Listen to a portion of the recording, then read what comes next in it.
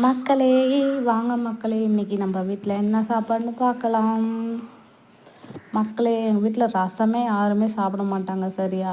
சாம்பார், வத்த குழம்பு, சாம்பார்னால் நல்லா போதும் மக்களே. சாம்பார், வத்த குழம்பு இந்த மாதிரி தான் சாப்பிடுவாங்க. அதனால் ஒரு நாள் ரசத்தை சாப்பிடுங்கன்னு வச்சு போட்டுறது மக்களே. வேறு எதுவும் வைக்காமல் இருந்தால் தான் ரசம் ஊற்றி சாப்பிடுவாங்க. வேறு குழம்பு, சாம்பார் எதுவுமே வைக்காமல் ரசம் வச்சு இன்னைக்கு போட்டாச்சு மக்களே.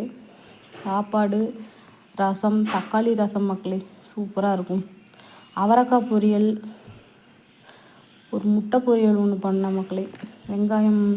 பெரிய வெங்காயம் அறுத்து போட்டு ஒரு முட்டை பொரியல்.